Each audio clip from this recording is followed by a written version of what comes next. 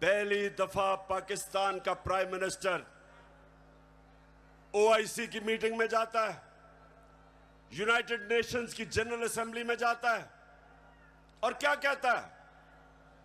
कहता है कि मुसलमानों को बड़ी तकलीफ होती है जब हमारे नबी सल्लल्लाहु अलैहि वसल्लम की शान में गुस्ताखी की जाती है। आजादी राय की आड़ लेके सारे फोरम के ऊपर पहली दफा, बल्कि पाकिस्तान के लीडर ही नहीं, दुनिया में भी किसी मुसलमान लीडर ने यह बात नहीं की। और उसकी वजह से मुझे सबसे बड़ा फख्र यह है कि पहली दफा दो मगरबी लीडर्स,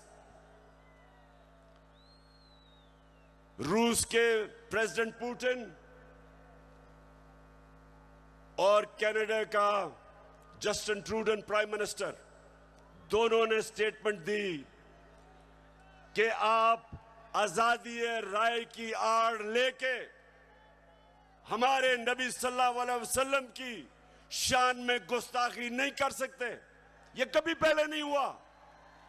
और 15 मार्च, जो मुझे सबसे ज्यादा फख्र है, आप अगर मेरे से पूछे ना कि 3.5 साल में किस चीज में सबसे ज्यादा फख्र हुआ, 15 मार्च यूनाइटेड नेशंस ने फैसला किया कि एंटी इस्लामोफोबिक डे बनाया जाएगा यूनाइटेड नेशंस में।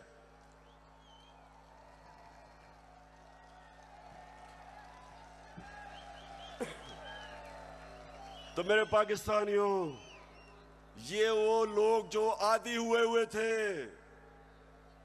वो तिफल क्या गिरेगा जो घुटनों के बल चले, इनके आदी हुए थे, उनको पसंद नहीं आया। ये पूरा साजिश हुई। डोनाल्ड लू ने धमकी दी, साजिश पहले से हुई थी। और इन्होंने तब वो गवर्नमेंट गिराई जो उस वक्त 17 साल के बाद सबसे बेहतर माशी तरक्की कर रही थी।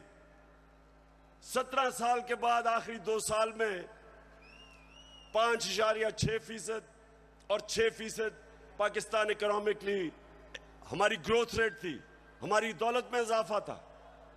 उस गवर्नमेंट को गिराया जिसकी रिकॉर्ड एक्सपोर्ट्स थी, रिकॉर्ड टैक्स कलेक्शन, बैरून मुल्क पाकिस्तानियों ने रिकॉर्ड रेमिटेंसेस भेजी।